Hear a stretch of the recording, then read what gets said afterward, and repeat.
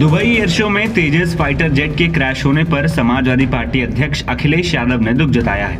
उन्होंने इस दौरान बीजेपी सरकार पर भी जमकर हमला बोला। अखिलेश ने कहा कि हादसा बेहद दुखद है, लेकिन इस पर सवाल उठाने पर लोगों को देशद्रोही कह दिया जाता है। और आपको दिखाई नहीं दे रहा सब क्या क्या हो रहा दुनिया देश में? अभी हम कुछ कह दें तो कहेंगे देश विरोधी है। क्यों? क्या आपने टीवी पे नहीं देखा क्या घटना हुई? अभी एक हमने पायलट खो दिया। अगर हम बोल दें तो कहेंगे बताइए ये देश के खिलाफ है, विरोधी हैं। हादसे हो जाते हैं, घटनाएं हो जाती हैं, लेकिन तैयारी के साथ। सोचिए हम कब रिकवर कर पाएंगे ये जो घटना हुई है। पायलट तो कभी नहीं मिलेगा हमें वापस, बस वो उसके परिवार का दुख तो है ही है, देश का भी बहुत बड़ा नुकसान हुआ। प्रेस कॉन्फ्रेंस के दौरान अखिलेश यादव ने यूपी में एसआईआर की प्रक्रिया पर भी सवाल उठाए और बीजेपी पर जमकर हमला बोला। उन्होंने कहा कि सरकार बिना तैयारी किए प्रक्रिया करवा रही है और बिहार में जो किया गया वो यूपी में भी दोहराने की कोशिश है। जो डकैती वो अपना कर लेंगे, 50,000 से ऊपर वोट काट देंगे। तो अब जब जनता में हारने लगे, मुद्दों में हारने लगे, विकास किया नहीं है, तो नया तरीका निकाला एसआईआर। कौन सा विकास कर दिया इन्होंने? अस्पताल बर्बाद कर दिए, महंगाई बढ़ा दी, बिजली का बिल ज्यादा देना पड़ रहा है, दवाइयां फर्जी आ रही हैं।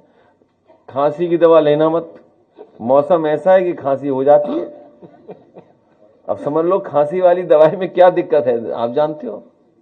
ये हालत है, सोचिए। और करप्शन तो आप जानते हो किस लेवल पे है करप्शन, हाईएस्ट करप्शन है, पीक पे। इतना करप्शन कभी उत्तर प्रदेश में नहीं हुआ जो हो रहा है। तो जब ये सब मुद्दों का सामना नहीं कर पा रही है सरकार, और अब समय बचा नहीं सरकार के पास, नदी साफ करेंगे, मां गंगा को साफ करने का बंगाल तक जाएगी, आपके यहां तक बताया कि वहां तक अब जाएगी मां गंगा। बीजेपी वाले जाने कितना आगे का सोचते हैं। अब सोच रहे हैं 2047 में सब ठीक होगा।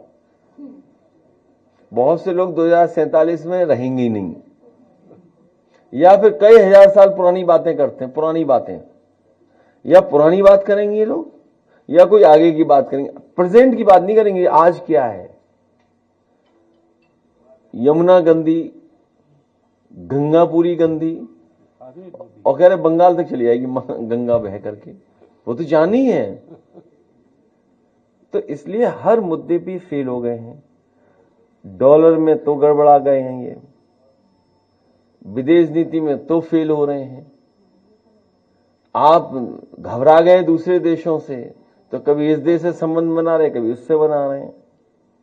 सब आपका लाभ उठा रहे हैं। जो फैसले लिए आपने, मान लीजिए टैरिफ लगने के बाद किसी को पैसा ही नहीं मिल रहा।